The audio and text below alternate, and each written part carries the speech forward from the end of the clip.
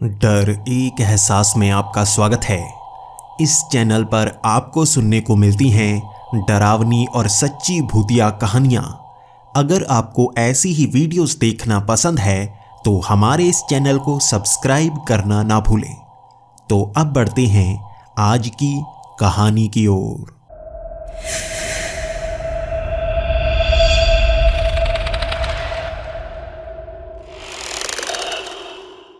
Hello दोस्तों, मेरा नाम आर्यन है और मैं कर्नाटक के एक छोटे से शहर स्थल का रहने वाला हूँ। पिछले भाग में आपने सुना होगा कि इस तरह से मैं स्कूल में पढ़ता हूँ और मुझे एक लड़का बहुत ज़्यादा तंग करता है, सम्राट। लेकिन उससे भी बड़ी परेशानी अब हमारे स्कूल में आ चुकी थी। नया लड़का धर्मन, जिसे सब गूंगा समझ रहे थे, असल में वो गूंगा नहीं था। उसके पास एक प्रेत था जो उसकी रक्षा कर रहा था। सम्राट को उसने बड़ी आसानी से पीट दिया था, जिसे कोई हाथ तक नहीं लगा पाता था। मेरी सम्राट से दोस्ती हो गई थी और हम धर्मन की सच्चाई जानने के लिए उसके घर पहुंचे थे। धर्मन के घर में सम्राट ने जो सोचा था हमें वही मिला। वो कुछ छड़ लेकर आया था जिसकी ध्वनि से उस प्रेत को हम वहां पर बेहोश कर पाए। और तब धर्मन हमारे पीछे पड़ गया और धर्मन ने हमसे कहा था वो उस प्रेत की कैद में है और अगले दिन सुबह वो सच्चाई बताएगा, क्योंकि वो प्रेत कुछ समय के लिए ही बेहोश हुआ है। धर्मन वहां से जा चुका था और हम घर वापस आ चुके थे। पूरी रात हम सोचते रहे थे कि इस तरह से मुकाबला करेंगे। सम्राट ने भी पूरी तैयारी कर रखी थी और मैंने भी पूरी तैयारी कर रखी थी।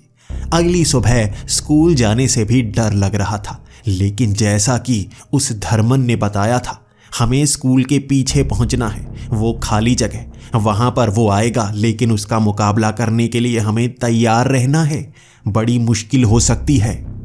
अगली सुबह हम उस स्कूल के बिल्कुल पीछे पहुंच गए थे।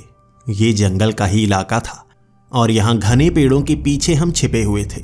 ये खास जगह थी जहाँ पर सब बच्चे आकर खेला करते थे, लेकिन वो शाम के समय ही यहाँ पर खेला करते थे और यहाँ काफ़ी साफ सफाई थी। हम यहाँ पेड़ों के पीछे छिपे इंतज़ार कर रहे थे धर्मन का, और हमें डर भी बहुत ज़्यादा लग रहा था। धर्मन वो प्रेत नहीं है, बल्कि उसके साथ जो प्रेत है वो हमें नुकसान पहुँचा सकता है।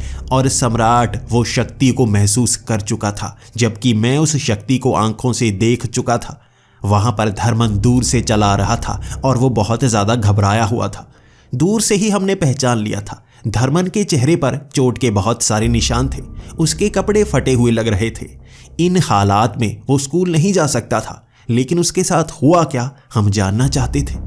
जैसे ही वो वहाँ पर आया, वो इधर उधर झांकने लगा था और बार बार अपने कानों पर हाथ रख देता, जैसे कोई उसे बहुत ज़्यादा तेज़ी से बोलकर परेशान कर रहा हो। उसके कान में कोई गूंज पड़ रही थी और बार बार वो कानों पर हाथ रखता, बोलने की कोशिश करता, लेकिन उसके गले से आवाज़ नहीं निकलती। उसके बाद वो पेड़ों पर सर टकराने लगा था। शायद उसका सर दर्द कर रहा हो।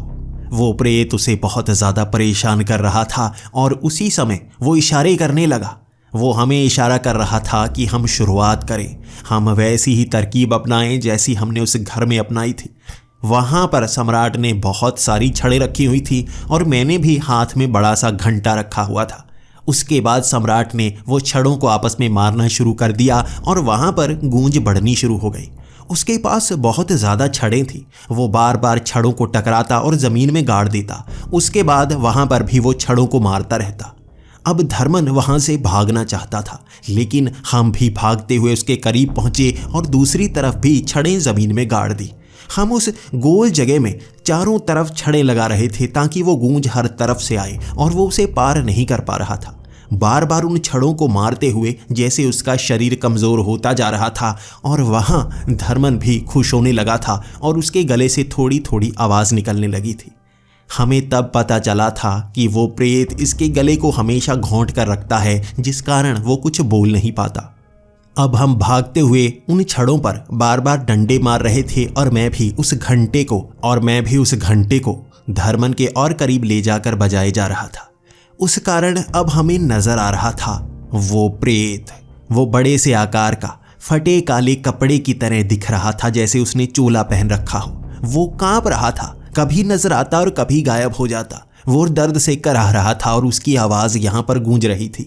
हमारी इन छड़ों और घंटों की आवाज़ से ज़्यादा तेज़ आवाज़ उसकी थी। वो हमारे कानों को चीरने की कोशिश कर रहा था, लेकिन हम भी उन कोशिशों को करते रहे। अब धर्मन भी जैसे उसकी कैद से आज़ाद सा महसूस कर रहा होगा, इस कारण वो भी उन घंटों को, उन छड़ों को वहाँ पर बजाने लगा। बहुत देर हम ऐसा करते रहे और वो प्रेत तड़पता रहा। वो इस तरह से तड़प रहा था जैसे उसकी मौत अभी हो जानी हो। लेकिन तभी वो ज़मीन में समा सा गया। वो ज़मीन में समाया और धर्मन ने हमें इशारा कर दिया कि हमें रुकना होगा। हम उसी समय रुक गए थे। इसके बाद धर्मन कहने लगा, हमें यहाँ से भागना होगा, हमें यहाँ से भागना होगा कहीं और। वो ज़मीन में समाया है और हमारे पास सिर्फ 1 घंटा है। उसने ऐसा कहा था और हम वहाँ से भागने लगे थे। उन छड़ों को हमने फिर से बजाया और वहाँ से दूर निकल गए। आज हम स्कूल में नहीं थे और इस चीज़ का भी हमारे अंदर बहुत बड़ा डर था। कहीं किसी ने देख लिया और शिकायत कर दी तो भी हम फंसने वाले हैं। इसलिए हम उस स्कूल से दूर, उस जंगल के बीच जो पेड़ के ऊपर हमने छोटा सा घर बना रखा था, वहाँ पहुँच गए थे। ये मैंने बनाया हुआ था और सम्राट ने मुझे पीट पीट कर मुझसे बनवाया था, क्योंकि वो यहाँ पर आकर बैठा करता था और मुझे नहीं पता क्या किया करता था। मैं हमेशा सोचा करता था वो महंगी महंगी चीज़ें खाने के लिए यहाँ बैठकर खाता होगा। लेकिन अब सम्राट से मैंने पूछा था, ये घर तो मैंने ही बनाया है और यहाँ पर तो कुछ भी नहीं पड़ा, तुम यहाँ क्यों आया करते थे? तो सम्राट ने मायूसी में कहा था, मैं घर पर अपने पिता से पिटाई खाना नहीं चाहता था, इसीलिए जंगल में यहाँ आ जाया करता था। तुमने मेरी बहुत मदद की। मैं अकेले इस घर को कभी बना नहीं पाता, लेकिन तुमने मेरी मदद की और ज़्यादातर हिस्सा तो तुमने बना दिया। हम उस पेड़ के घर के बीच बैठे हुए थे और वहाँ हम तीनों आपस में बात कर रहे थे। हम दोनों की नज़र धर्मन पर थी।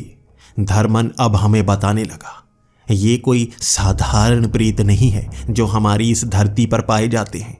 ये पाताल के प्रेत हैं और ये बच्चों को अपना शिकार बनाते हैं। ये बच्चों पर कब्जा कर लेते हैं और उनके गले को हमेशा घोंटे रखते हैं। वो हमें कुछ बोलने नहीं देते, जबकि हल्की आवाज़ में हम बोल सकते हैं, लेकिन जो भी हम बोलेंगे वो समझ सकते हैं। दूसरों की भाषा को ये कोई समझ नहीं सकता। जिस पर ये अधिकार रखता है उसकी भाषा समझ सकता है। इसीलिए तुम जो भी बोला करते थे इसे समझ में नहीं आया करता था, लेकिन उस दिन जब तुमने मेरी पिटाई करना शुरू कर दिया, उसके बाद ये समझ गया था कि मुझे नुकसान हो सकता है, इसीलिए इसने तुम्हें मारा था। तुम्हें पता नहीं है तुम जिंदा कैसे बचे थे। मैंने भी धर्मन से सवाल किया, मैं समझ नहीं पा रहा हूँ, उस प्रेत ने तुम पर कब्जा क्यों किया? क्या तुम्हारे माता पिता ने तुम्हें बचाया नहीं? कोई और तुम्हारी मदद के लिए आया नहीं? तो धर्मन ने बताया कि ये प्रेत हमारे उस गांव से निकलना शुरू हो चुके हैं। ये बच्चों पर कब्जा करना शुरू हो चुके हैं। 3 साल हो गए हैं ये बच्चों पर कब्जा करते जा रहे हैं। उन्हें स्कूल में भेजते हैं, शहरों के स्कूल में, और उन्हें पढ़ने के लिए कहते हैं। मुझे भी, तुम्हें पता नहीं, छिप छिप कर पढ़ने की आदत है। मैं तुम्हारे उस स्कूल की अलमारियों से बड़ी किताबों को पढ़ता हूँ, इसे समझाने की कोशिश करता हूँ। ये पाताल के प्रेत कुछ बना रहे हैं। इन्हें वो तकनीक चाहिए जो हम इंसानों के पास है, क्योंकि ये ना तो किताबें पढ़ सकते हैं, ना हम में से किसी से जवाब मांग सकते हैं। सिर्फ ये बच्चों को अपने अधिकार में ले सकते हैं। इसीलिए ये बच्चों को अधिकार में लेते हैं, उन्हें पढ़ने भेजते हैं, जानकारी इकट्ठा करते हैं और बच्चों को भी पाताल में ले जाते हैं कहीं पर। ये 3 सालों से उन्हें आज़ाद नहीं कर रहे। हमारे गांव वाले फंसे हुए हैं, वो हमारे आसपास ही रहते हैं। अगर हमने ये जानकारी पुलिस को देने की कोशिश की तो वो वहीं पर मारा जाता है।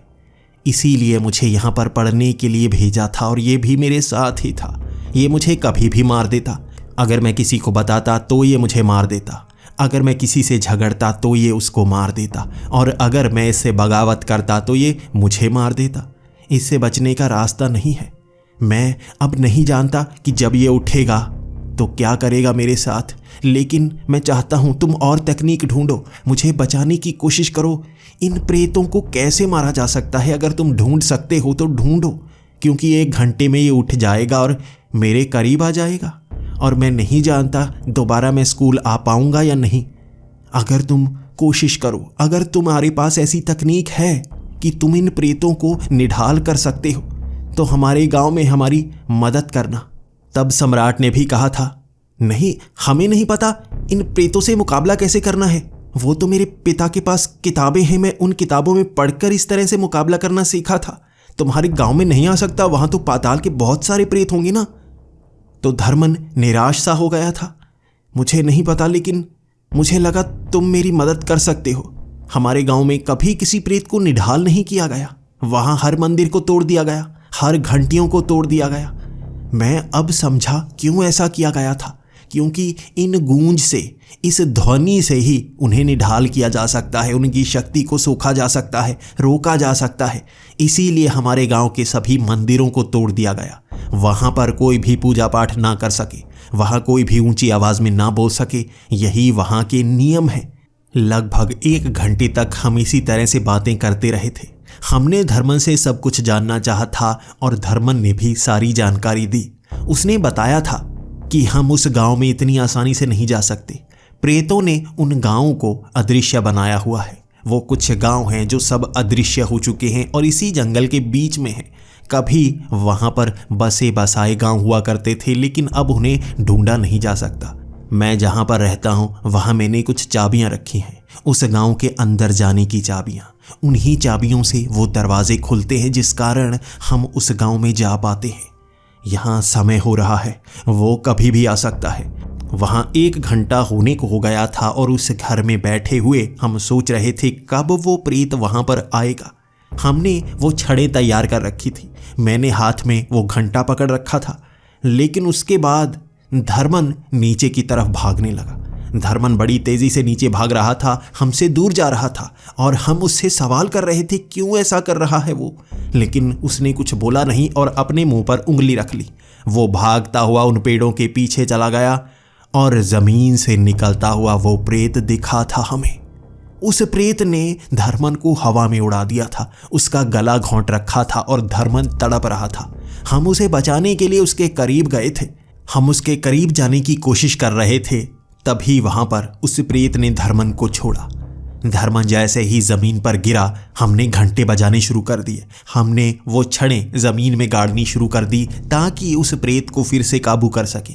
लेकिन वो धर्मन को घसीटकर उतनी ही तेजी से पीछे कर लेता जहां तक वो ध्वनि ना पहुंच पाती। वो काफी दूर था और उसके बाद उस प्रेत ने रूप दिखाया था उन पेड़ों की छांव में।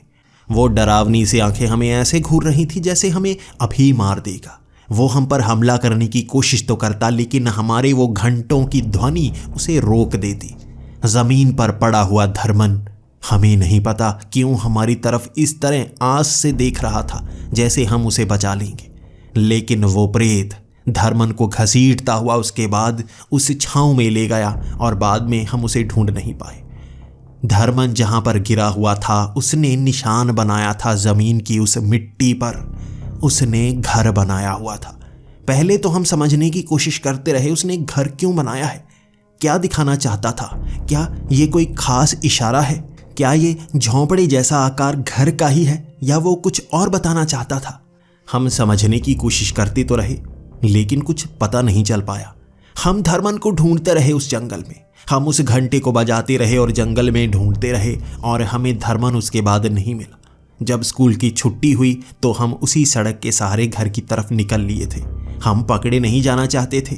हमें पता था वो प्रेत हमें मार सकता है, लेकिन अगर स्कूल में किसी को पता चल गया कि हमने स्कूल में छुट्टी मारी है और हम घर भी नहीं थे तो ज़्यादा पिटाई होगी घर में हमारी।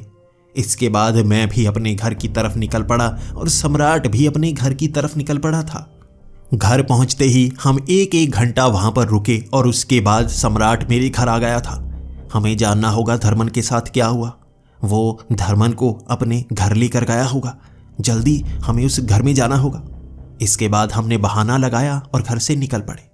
हम अब धर्मन के उसी घर में जा रहे थे, वो सुनसान घरों के पीछे वाला घर जहां पर उस बुजुर्ग ने उस बच्चे को रहने के लिए दिया था।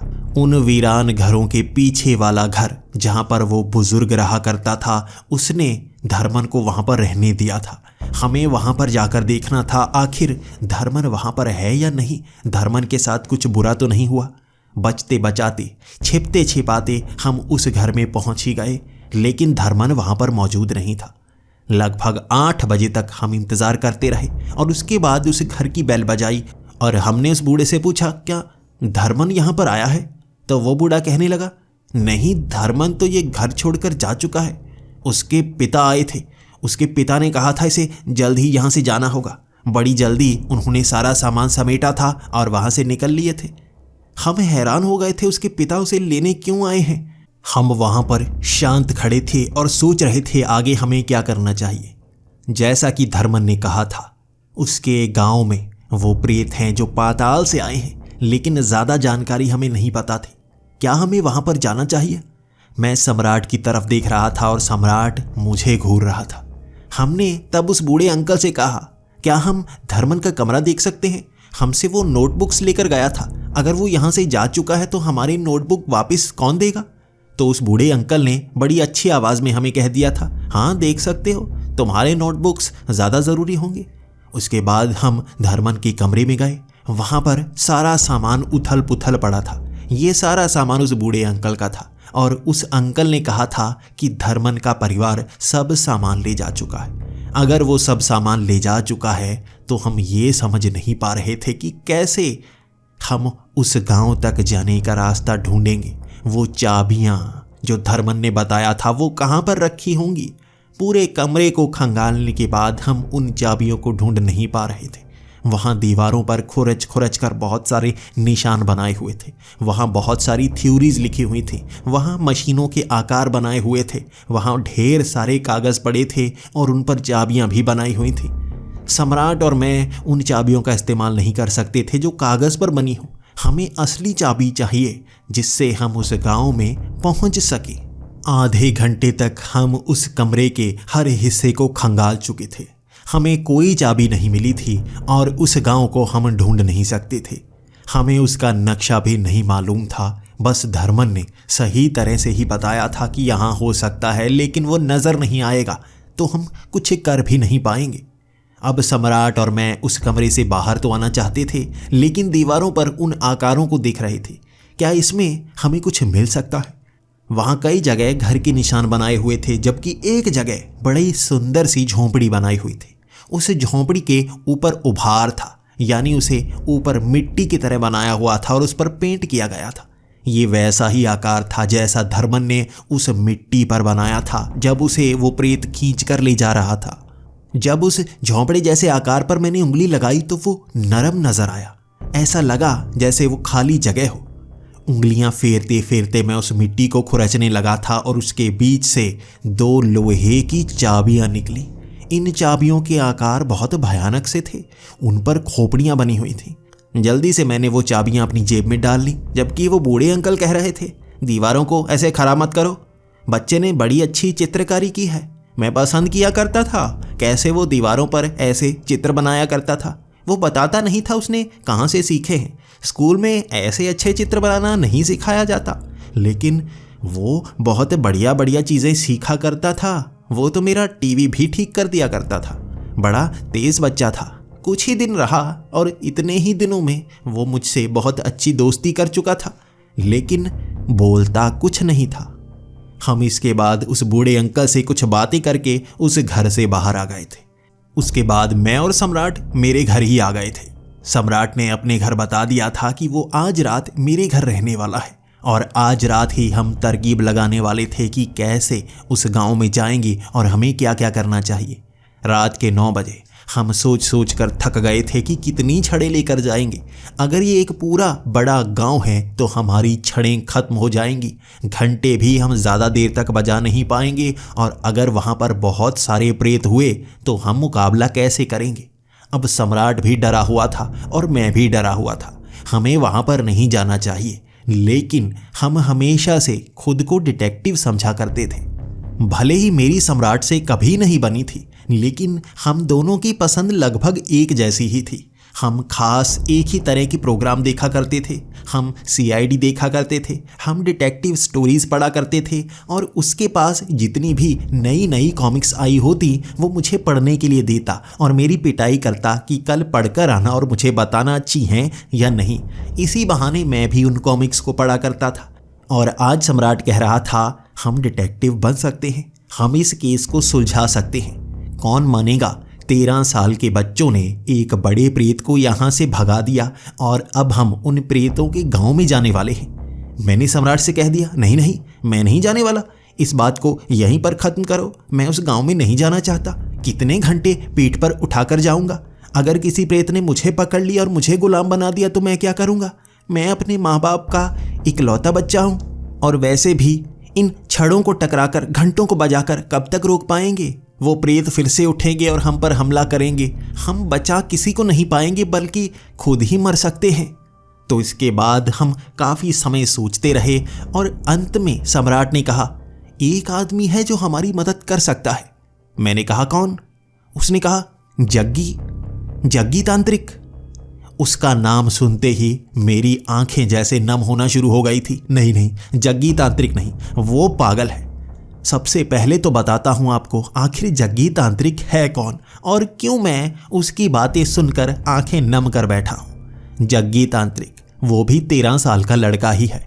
कभी 2 साल पहले वो हमारी क्लास में ही पढ़ा करता था, लेकिन उसके पिता तांत्रिक थे। वो उसे तंत्र विद्या सिखाना चाहते थे, पढ़ाना नहीं चाहते थे। छिपकर बचकर वो स्कूल आ जाया करता, लेकिन उसके पिता वहां से उसे ले जाया करते। किसी ने पुलिस में कंप्लेंट कर दी थी कि वो बच्चे को पढ़ने नहीं देता। तब से उसने बच्चे को पढ़ने तो दिया था, लेकिन तंत्र विद्या भी सिखाता रहा था। 2 साल हो गए। वो स्कूल में बहुत ही कम आता है और हमेशा एक तरफ बैठ जाता है। उसे तंत्र विद्याएं आती हैं। वो लोगों को परेशान भी कर सकता है, लेकिन करता नहीं, दिल का अच्छा है। वो मेरी काफ़ी मदद किया करता था, लेकिन सम्राट उसकी भी पिटाई कर दिया करता था। किसी के पास तंत्र विद्या जितनी भी हो, सम्राट की ताकत काफ़ी ज़्यादा हुआ करती थी, दहशत काफ़ी ज़्यादा हुआ करती थी। मैंने सम्राट से कहा, जग्गी हमारी मदद क्यों करेगा? और मुझे नहीं लगता उसके पास ज़्यादा तंत्र विद्याओं की जानकारी है। हम दोनों में काफ़ी समय तक बहस होती रही थी। मैं सम्राट को मना किए जा रहा था कि जग्गी के पास नहीं जाना चाहिए, जबकि सम्राट कहे जा रहा था वो मदद तो करेगा, वो मुझसे डरता है, हमारे साथ उसे आना ही होगा। वैसे भी वो हमसे कब का दोस्ती करना चाहता था, लेकिन कर नहीं पाता था। वो कहा करता था कि तुम आर्यन के अच्छे दोस्त हो, मेरे भी बन जाओ। तो चलो उसे बना ही लेते हैं अच्छा दोस्त, हम तीनों की तिकड़ी बन जाएगी। अब सम्राट को कौन मना कर सकता था? यहाँ भले ही प्रेत की बातें चल रही थी, लेकिन सम्राट मेरी पिटाई कर सकता था, और वो भी काफ़ी भयानक होती। उस रात सम्राट मेरे साथ ही सोया था और पूरी रात वो इसी बारे में कहता रहा था, कल मुकर मत जाना, सुबह उठना तो मुकर मत जाना। और सुबह जब हम उठे, उसके बाद स्कूल के कपड़े पहनकर स्कूल नहीं पहुँचे, जग्गी के घर पहुँच गए थे हम। जब हम जग्गी के घर का दरवाज़ा खटखटाए जा रहे थे तो कोई बाहर नहीं आ रहा था। बहुत समय बाद एक छोटा सा लड़का निकला, जिसका चेहरा पहचाना सा लग रहा था, लेकिन उसने मेकअप ही बड़ा अजीब सा किया हुआ था। उसे देखते ही हमें पता नहीं चला था, लेकिन उसने हम दोनों के नाम लिए थे। अरे सम्राट, आर्यन, तुम यहाँ पर क्या कर रहे हो? तुम मेरे घर क्यों आए हो? ये जग्गी की आवाज़ थी। बड़ा भयानक सा चेहरा बना रखा था, हमारी तो पहचान तक में नहीं आ रहा था। तभी मैंने कहा, अरे जग्गी, तू क्या बना हुआ है? तू तो तांत्रिक बनना चाहता था ना, ये सर्कस का जोकर बन के क्यों घूम रहा है? तो जग्गी ने कहा था, अबे मजाक मत कर, ऐसा वशीकरण करूंगा ना तू याद रखेगा। इसके बाद हम उससे बहस नहीं करना चाहते थे, तो हमने कहा, आज तुम्हारे घर घूमने के लिए आए हैं, अंदर नहीं बुलाएगा? जग्गी मना तो करना चाहता था, लेकिन सम्राट से डरता था। उसने अंदर आने के लिए कह ही दिया। जैसे ही हम उसके घर के अंदर पहुंचे, वो घर देखने लायक था। आम इंसानों के घर ऐसे नहीं होते। वहां दीवारों पर बेढंगी सी आकृतियां बनाई हुई थी, पुरानी पुरानी सी पेंटिंग्स, ऐसी ऐसी चीज़ें दिखाई गई थी जो लोगों को डराने के लिए काफ़ी हों। लेकिन हम तो प्रेत का सामना कर चुके थे, इन चीज़ों से अब डर नहीं लग रहा था। वहाँ बहुत सारी मिट्टी पड़ी थी और जग्गी बार बार उस मिट्टी पर हाथ मारता और वो उड़ने लगती। ये राख सी थी और उसे दिखाकर वो हमारी तरफ घूरने लगता, जैसे हमें डराने की कोशिश कर रहा हो। लेकिन जैसे ही सम्राट की एक चमाट पड़ती, उसकी आंखें नीचे हो जाती। 10 मिनट तक तो जग्गी ने अपनी सारी कोशिशें कर ली थी हमें डराने की। हमें एक एक करके हर कमरा दिखा दिया था। वहाँ पर लटकी हुई कुछ चीज़ें अपने आप गिर जाती और वो हमारे चेहरे की तरफ देखता कि हम डरे हैं या नहीं।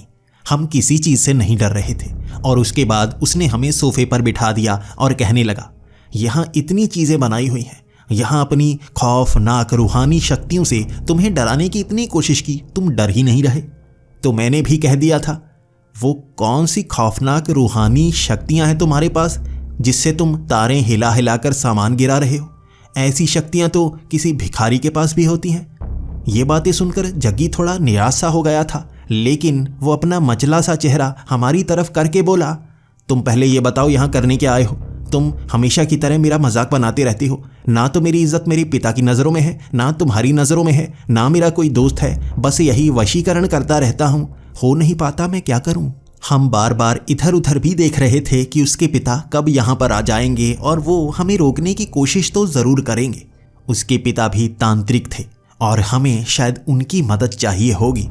लेकिन जब हमने जग्गी से पूछा कि उसके पिता अब कहाँ हैं, तो जग्गी ने निराश सा चेहरा करके कहा, जेल में। एक पुलिस वाले पर वशीकरण करने की 3 महीनों से कोशिश कर रहे थे। पुलिस वाले पर तो वशीकरण हुआ नहीं, लेकिन उस पुलिस वाले को पता चल गया कि घर में कौन गंदी गंदी चीज़ें फेंक कर जाता है। उसके बाद पुलिस वाले ने पता नहीं कौन कौन से केस लगाए और उन्हें 6 महीने के लिए जेल में भेज दिया। इसी कारण मैं घर में उनका वो वशीकरण करने का तरीका सीख रहा हूँ। मुझे कामयाबी मिल ही नहीं रही।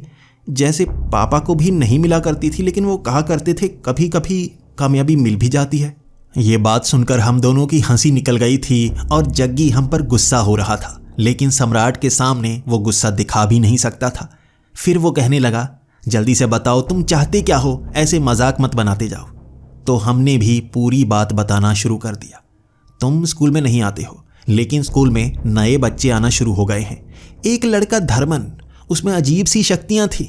वो हमें डराया करता था, लेकिन हमें बाद में पता चला उसके पास एक प्रेत था और वो प्रेत उसे उसके गांव में ले गया है। शायद उसे जान से मार देगा और उसकी मौत हमारे कारण होगी, तो हम उसे बचाना चाहते हैं। ये बात सुनकर जग्गी बहुत ज़्यादा डर गया था। प्रेत से मुकाबला कैसे करेंगे? तो तुमको क्या लगता है मैं प्रेत पकड़ने वाला हूँ? मैं तो साधारण सा तांत्रिक हूँ जो वशीकरण करता हूँ, और वो भी पूरी तरह से हो नहीं पाता। पता नहीं होता भी है या नहीं। तुम्हें क्या लगता है मैं प्रेत को पकड़ सकता हूँ? उसकी बातें सुनकर हम दोनों को भी लगने लगा था कि जग्गी के पास आकर ही हमने तो गलती कर दी है। ये तो कहने कहाने के लिए ही कोई तांत्रिक है, इसके पास तो कुछ नहीं है। इसके पास तो हिम्मत भी नहीं है जो हम दोनों के पास है। हम दोनों के निराश चेहरे देखकर अब जग्गी भी कहने लगा था, यार सच बोल रहे हो? मुझे तो यकीन नहीं हो रहा। मैंने तो अब तक इतनी कोशिशें कर ली, ऐसी शक्ति का एहसास कभी नहीं कर पाया। क्या सच में उस लड़के पर प्रेत का साया है? उस गांव में जाने की चाबियां तुम्हारे पास हैं? तो हमें जाना चाहिए, हमें एक बार देखना चाहिए। शायद वहां पर हमारी मदद कोई कर सके, और मैं भी ऐसी शक्तियों को एक बार महसूस करना चाहता हूं। लेकिन हमने परेशानी भी जग्गी को बता दी थी। वो प्रेत ध्वनि से डरते हैं और ध्वनि से बेहोश होते हैं। उन्हें खत्म करने का तरीका हम ढूंढ नहीं पा रहे हैं। किताबें तो खंगाली हैं, लेकिन पता नहीं चला है। बस उन्हें कुछ समय के लिए काबू ही कर पाए हैं। तो जग्गी ने कहा, मेरे पिता के सामान से कुछ ना कुछ काम का तो मिल ही सकता है ना? हम दोनों ने कह दिया था, ना, तुम्हारे पिता झूठा वशीकरण ही करते हैं और उसका काम कुछ होता नहीं। जैसे तुम्हारे पास कोई शक्ति नहीं है, तुम्हारे पिता के पास भी कोई शक्ति नहीं थी। इस पर जग्गी कहने लगा, हाँ मैं जानता हूँ शक्ति तो नहीं थी, लेकिन मेरे पिता ऐसा सामान इकट्ठा किया करते थे जो प्रेतों को काबू कर पाए। लोग उनसे प्रेत नहीं भगाया करते थे, पता नहीं प्यार की परेशानियां भगाने के लिए आ जाते थे। वो परेशानियां दूर तो नहीं कर पाते थे, लेकिन पिताजी की पिटाई ज़रूर कर दिया करते थे। मुझे लगता है उस सामान से कुछ ना कुछ काम की चीज़ हमें मिल सकती है। हम अब उसके पिता के उसी कमरे में जा रहे थे जहां जाने के लिए उसके पिता ने मना किया था उसे, लेकिन वो उस कमरे के ताले को बड़ी आसानी से खोल पाया और वहां पर ऐसा ऐसा सामान पड़ा था जो ज़िंदगी में हमने कभी नहीं देखा था। लंबी लंबी चमकती हुई तलवारें, वहां कांच में अंदर डाला हुआ एक धागा जो अपने आप हिलता रहता था, बहुत सारी किताबें, बहुत सारा डरावना सा सामान, बहुत सारे ताश के पत्ते। लेकिन एक किताब पर सम्राट की नज़र पड़ी थी। अरे ये तो वैसे ही किताब है ना जिसमें मैं पढ़ के उस प्रेत की जानकारी ले पाया हूँ। ध्यान से देखते हैं। जैसे ही हमने उस किताब को पकड़ा तो सम्राट ने कह दिया, अरे ये तो वैसे ही किताब है और उसका अगला भाग है, इसमें प्रेतों की जानकारी दी गई है।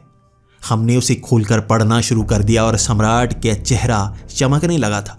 अरे इसमें तो उन प्रेतों को काबू करने का तरीका भी बताया गया है, कैसे ध्वनि से उनको दूर भगाया जाता है, क्यों मंदिर में घंटियां लगाई जाती थी पुराने ज़माने में, वहाँ राक्षसों से ऐसे प्रेत निकलकर हमें तंग किया करते थे और लोग उन्हें वहाँ से दूर भगा दिया करते थे। उस किताब में बहुत सारी जानकारी थी जो हमारे काम आ सकती थी और हम तीनों भी तैयार थे उनके गांव में जाने के लिए। चाबियां हमारे पास थी, जानकारी हमारे पास थी और अब हमें इकट्ठा करना था वो सामान जिससे एक प्रेत को हमेशा के लिए भगाया जा सके। हमने अपने पास लहसुन को भी रख लिया था क्योंकि उसमें बताया गया था कि एक प्रेत लहसुन के पास नहीं आता और अगर लहसुन के पानी को साधारण पानी में मिला दिया जाए, उस पानी के छिड़काव को अगर उस पर किया जाए तो उस प्रेत का अंत हो जाता है। दोबारा वो प्रेत इस दुनिया में नहीं आ पाता। हमने अपने पास बहुत सारे लहसुन रख लिए थे और जितने भी वहाँ जग्गी के पास थे हमने लिफाफे में डाल लिए। जग्गी हमारी तरफ घूरे तो जा रहा था क्योंकि लहसुन काफ़ी महंगे हो चुके थे और हमने लगभग 1 किलो के करीब ही अपने पास रख लिए थे। हमने उस लहसुन की छोटी छोटी गांठें भी अपनी कलाई पर बांध ली थीं ताकि वो प्रेत हमें नुकसान ना पहुंचा पाए। जग्गी बार बार कहता रहा कि आधा किलो से काम चल जाएगा, आधा किलो रख देना चाहिए, लेकिन हम माने नहीं। हम ज़्यादा से ज़्यादा ले जाना चाहते थे। जग्गी भी अब हमारे साथ चल पड़ा था। समय सुबह का ही था तो हम यहाँ से निकल सकते थे, लेकिन परेशानी एक ही थी, अगर हमें देरी हो गई तो हमारे घर वाले हमें ढूंढना शुरू कर देंगे। तो हम बहाना लगाएं तो क्या लगाएं। सबसे पहले तो हम मेरे घर गए और सम्राट ने कह दिया कि हम घूमने के लिए बाहर जा रहे हैं, स्कूल ट्रिप है और हम रात के वक्त ही वापस आएंगे। अगर ज़्यादा अंधेरा हो गया तो हम वहाँ पर रुक जाएंगे। उसके बाद अगले दिन क्लास शुरू हो जाएगी और शाम को ही वापस हो जाएगा। मेरे घर वाले बड़ी आसानी से मान गए थे, लेकिन अब मनाना था सम्राट के पिता को। सम्राट के पिता के सामने सम्राट की टांगें किस तरह से कांपती हैं मैं देख पा रहा था। सम्राट के पिता भी बहुत ज़्यादा गुस्सैल लग रहे थे। सम्राट के पिता मान नहीं रहे थे, लेकिन वो बात माने जग्गी की। जग्गी का पहनावा, वो गले में डाली हुई बहुत सारी मालाएं, वो हरे हरे से कपड़े, उसे देखकर सम्राट के पिता डर रहे थे। क्या ये वो वशीकरण करने वाले का बेटा है? अगर ये कहता है और ये भी तुम्हारे साथ जा रहा है तो मैं जाने दूंगा। अब हमें पता चला था कि सम्राट के पिता की एक ही कमजोरी है, वो जादू टोने से बहुत ज़्यादा डरा करते थे और वो किसी को भी परेशान नहीं करते जो जादू टोना जानता। सम्राट भी अब खुश हो गया था, आखिरकार उसके पिता ने कहीं तो जाने दिया, वरना उसके पिता कहीं जाने नहीं दिया करते थे। भले ही वो बड़े बिजनेसमैन थे, लेकिन सम्राट को कुछ भी नहीं मिला करता था। आज हमें 1000 रुपये भी दे दिए थे। अब इस 1000 रुपये के हम 3 हिस्से नहीं करने वाले थे, बल्कि इसका वो सामान लेने वाले थे जो और भी हमारे काम आता। हमने कुछ मोटी लोहे की छड़ें ले ली, 2 बेसबॉल के बैट ले लिए थे, इसी के साथ करंट मारने वाली एक मशीन भी ले ली थी कि उसका भी काम कहीं ना कहीं हो ही सकता है। इसके बाद हम जंगल की तरफ निकल पड़े थे। वहाँ पगडंडियाँ बनी हुई थी उस गांव में जाने के लिए, लेकिन उस जगह पहुँचते ही हमें कहीं भी गांव दिख ही नहीं रहा था। उस जंगल में घूमते घूमते हमारे 3 घंटे निकल गए थे, लेकिन हम गांव को ढूंढ नहीं पाए। वो पगडंडियाँ जंगल के अंदर तो जाती, लेकिन किसी खास ठिकाने पर पहुँच नहीं पाती। चाबियाँ तो हमारे पास थी, लेकिन वो चाबियाँ लगनी कहाँ थी ये तो हमें धर्मन ने बताया ही नहीं था। 3 घंटे तक हम पागलों की तरह जंगल में कभी इधर घूमते कभी उधर घूमते। बार बार जग्गी वहाँ पर कुछ जादू सा करने की कोशिश करता, विभूति सी हवा में उड़ाता, लेकिन उसका कोई फ़ायदा नहीं होता। हमें पता था जग्गी के पास कोई खास जानकारी नहीं थी। कभी हम उसे तांत्रिक माना करते थे, लेकिन कुछ ही समय में उसकी सच्चाई पता चल गई थी उसके घर में जाकर।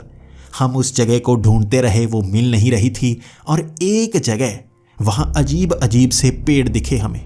उन पेड़ों का आकार काफ़ी टेढ़ा सा हो चुका था और उसके पत्ते भी जैसे काले रंग के गले हुए लग रहे थे। हमने आसपास देखना शुरू कर दिया। एक खास जगह पर वैसे ही पेड़ लगे हुए थे और वो एक के पीछे एक लगे हुए थे, जैसे किसी खास जगह के बाहर के ऐसे पेड़ काले रंग के हो चुके हों। वहाँ दूर तक हम उन पेड़ों को देखते रहे।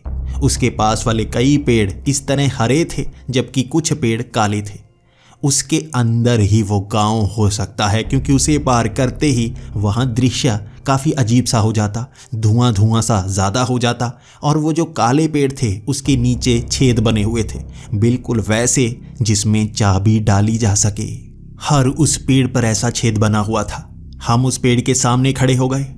हम तीनों एक दूसरे को देख रहे थे और मैंने वो चाबी उस पेड़ के अंदर लगाई। जैसे ही मैंने एक चाबी पेड़ के अंदर लगाई, उसके ऊपर एक और छेद बन गया।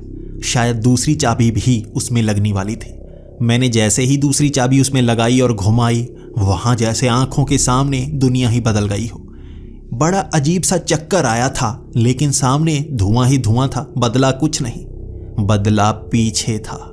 जैसे ही हमने गर्दन पीछे घुमाई, पीछे घर नजर आ रहे थे। वो बसा हुआ गांव नजर आ रहा था, लेकिन उस गांव के अंदर के पेड़ काले रंग के थे। ये जगह नई थी जो इन चाबियों के कारण खुली थी। अब हमें इस गांव के अंदर जाना था और धर्मन की जानकारी लेनी थी। धर्मन को बचाना था। उन प्रेतों से मुकाबला करने की जानकारी हमारे पास थी। उन्हें कैसे काबू में करना है, कैसे मारना है, वो जानकारी हमारे पास थी। हमने वो पानी बना रखा था जिसमें लहसुन हमने पीस कर डाले हुए थे। उसका पानी उसमें मिश्रण हो चुका था और अब उस पानी की मदद से उस प्रेत का अंत करेंगे।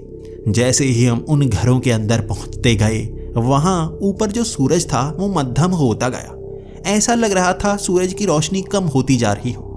कुछ ही कदमों बाद वो सूरज चांद की तरह दिखने लगा था और वहां अंधेरा सा घिर गया था।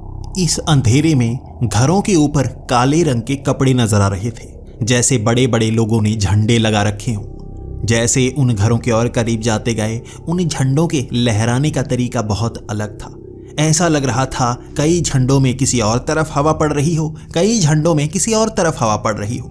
हर झंडा अलग दिशा में लहरा रहा था, लेकिन यहाँ हवा तो बिल्कुल भी नहीं चल रही थी। उन झंडों के काफी करीब पहुंचकर हमें दिखा वो झंडे नहीं थे, वो प्रेत थे जो उन डंडों से चिपके हुए थे और लहरा रहे थे। हर घर के ऊपर एक प्रेत वो लहरा रहा था और घरों के अंदर लाइट जल रही थी। वहां कुछ परछाइयां बन रही थीं जो इस बात के सबूत थे कि घरों के अंदर लोग हैं, लेकिन बाहर कोई नहीं निकला हुआ था। बाहर ईंटों की गलियां बनी हुई थी जिसके ऊपर घास उगी हुई थी, लेकिन घास का रंग काला था। यहाँ पर पेड़ भी पास से देखे वो काले थे, टहनियां काली, पत्ते काले, लेकिन काले पत्ते भी चमक रहे। वो गले हुए पत्ते नहीं थे, बिल्कुल ताज़ा पत्ते थे, रंग काला हो चुका था। उन घरों की दीवारों का रंग भी काला था, जैसे चमकता हुआ पेंट उन पर किया गया हो। ऊपर जो सूरज था वो चांद की तरह सफ़ेद रोशनी छोड़ रहा था वो सूरज ही, लेकिन चांद की मध्यम रोशनी में साफ साफ दिख रहा था। यहाँ पर वो चांद की रोशनी ही चमचमाती सी होती है। यहाँ बादल बिल्कुल नहीं थे और आसमान में तारे भी बिल्कुल नज़र नहीं आ रहे थे। अजीब सा आसमान था और दूर जब हम देखने की कोशिश करते, उस गांव के बाहर देखने की कोशिश करते, तो वहाँ धुआं धुआं सा ही दिखता। यहाँ पर घरों की संख्या बहुत ज़्यादा थी और प्रेतों की संख्या उससे भी ज़्यादा। कई छोटे छोटे घर बने हुए थे, शायद जानवरों के लिए, कुत्तों के लिए बनाए गए होंगे, और उनके ऊपर भी प्रेत थे। उनसे बचते बचते हमें आगे जाना था और कई घरों के पीछे से हम निकलने की कोशिश कर रहे थे, लेकिन हर बार डर उन प्रेतों का ही होता, कहीं वो हमें देख ना ले। लेकिन एक गली से मुड़ते वक्त किसी ने पीछे से कंधे पर हाथ रखा। वो वजनदार सा हाथ था और मैंने जैसे ही पीछे मुड़कर देखा, एक बूढ़ा आदमी, और उसने अपने मुंह पर उंगली रखी हुई थी। मैं डरकर चीखना चाहता था क्योंकि उसका चेहरा बूढ़ा था और डरावना सा था। उसकी जो झुर्रियां थी चेहरे पर वो काले रंग की थी, लेकिन मुंह पर रखी वो उंगली ये कह रही थी, चिल्लाना मत। तो मैं भी बिल्कुल कुछ बोला नहीं और उसकी तरफ देखने लगा। सम्राट भी पीछे मुड़ा और उसने भी कुछ नहीं बोला। लेकिन जग्गी, जिसे हम बहादुर समझ रहे थे, उस बूढ़े को देखकर उसके मुंह से बस यही शब्द निकले, ओई माँ। और ये बोलते ही ऊपर लगे वो झंडे हिलने लगे थे, यानी वो प्रेत नीचे की तरफ देखने लगे थे। उनकी आंखों से सफ़ेद रंग की रोशनी नीचे की तरफ पड़ना शुरू हो गई थी और यहाँ दिन का उजाला ही हो चुका था। वो बूढ़ा आदमी मेरी बाजू पकड़कर कहने लगा था, चलो मेरे साथ, जल्दी चलो मेरे साथ। उसने मेरी कलाई पकड़ी हुई थी और वो तेज़ी से भाग रहा था। मेरे पीछे सम्राट और जग्गी भी भाग रहे थे और वो हमें एक छोटे से कमरे में ले गया। पीछे वो प्रेत बहुत नज़दीक आ चुके थे, लेकिन हम जैसे ही उस छोटे से कमरे में पहुंचे, अंदर लगी छोटी छोटी घंटियां, वो बूढ़ा बड़ी तेज़ी से उन घंटियों को बजाए जा रहा था। उनकी गूंज कमरे में इतनी तेज फैल गई थी कि वो प्रेत दरवाजे के बाहर थे, अंदर आ नहीं पा रहे थे। उसके बाद उसने एक पतला सा पर्दा लगा दिया। पर्दे पर भी बहुत सारी घंटियां थी। वहां खिड़कियों पर घंटियां, हर जगह घंटियां लगी हुई थीं और अगर वो प्रेत अंदर आने की कोशिश करते तो वो घंटियां जरूर बजती। इसीलिए प्रेत 5 मिनट तक आसपास घूमते रहे और वहां से चले गए। दोबारा उन घरों के झंडे बन गए। वो बुजुर्ग अब हमें एक जगह ले गया था। वहां बेसमेंट में छोटा सा ही कमरा था, लेकिन उसमें भी बेसमेंट बनाई गई थी। वो ईंटों की बनी हुई दीवारें वहां पर बिठा रखा था और एक मोमबत्ती जला रखी थी। ईंटों की कुर्सियां थीं और हर चीज, टेबल भी ईंटों का बनाया हुआ था। बहुत गरीबों वाला गांव लग रहा था और उन कुर्सियों पर बैठकर हमें परेशानी हो रही थी, क्योंकि वो ईंटें बिल्कुल सपाट नहीं थी। उन पर ऊपर की तरह उभार थे जो चुभ रहे थे। अब उस बूढ़े ने हम तीनों से सवाल किया था, यहाँ क्या करने आए हो और यहाँ अंदर कैसे आ गए? हमने कहा, हमने उन चाबियों का इस्तेमाल किया जो धर्मन ने हमें दी थी और हम धर्मन को बचाने आए हैं। तो वो बूढ़ा मायूसी वाले चेहरे से कहने लगा, तुमने ये कितनी बड़ी मुसीबत मोल ले ली है। इस गांव में आकर तुमने भी वही गलती कर दी है जो यहाँ पर रहने वाले बच्चे कर रहे हैं। उनकी मजबूरी है, वो यहाँ पर पैदा हुए, यहाँ से कहीं जा नहीं सकते, लेकिन तुम तो आज़ाद थे। तुम यहाँ क्यों आ गए? ये गांव 3 सालों से गुलामों का गांव बन चुका है और बचने की हमारे पास कोई आस नहीं है। ये प्रेत कुछ करना चाहते हैं और उस पहाड़ी पर वो कुछ कर भी रहे हैं। इस गांव के सामने वो बड़ी सी पहाड़ी है, वहीं पर 3 साल पहले कुछ हुआ जहां से निकले प्रेत और उन्होंने 4 दीवारी बना दी। ये अदृश्य 4 दीवारी हमारे ये 2-3 गांव इसी के अंदर बंदी बनकर रह गए और हम बाहर नहीं जा सकते। सिर्फ बच्चे जा पाते हैं जो प्रेत के अधीन आ चुके होते हैं। तुम्हें भी वो प्रेत अपने अधीन बना लेंगे और हमेशा के लिए यहाँ बंदी बना लेंगे। तुम्हारे पास बचने का अब कोई रास्ता नहीं है। ये बातें सुनकर हम तीनों थर-थर कांप रहे थे। हमने उस बूढ़े से सवाल किया, हमें धर्मन को बचाना है, हमें यहाँ से बाहर भी जाना है, हम आपको भी बचाना चाहते हैं, अगर हम कुछ कर सकते हैं तो बताइए। तो वो बूढ़ा बहुत निराश हो चुका था और उसने कहा था, 3 सालों से हम अधीन हैं, बाहर जाने का कोई रास्ता नज़र नहीं आता, ये प्रेत बाहर निकलने नहीं देते, ये घंटियों की ध्वनि से ये डरते हैं, ये कुछ समय के लिए बेहोश होते हैं लेकिन ख़त्म नहीं हो पाते। तो मैंने कहा था, ख़त्म होते हैं, हमने पढ़ा है, ये लहसुन के पानी से ख़त्म होते हैं, ये नष्ट हो जाते हैं। तो उस बूढ़े ने कहा था, अगर ऐसा हो सकता है तो हम इनका मुकाबला कर सकते हैं। उस पहाड़ी पर वो गुफा है, उसमें कोई राज दफन है, वहाँ से ये प्रेत निकलते हैं और हम पर कब्जा करते हैं और समय समय पर कोई और भी इनके साथ आता है।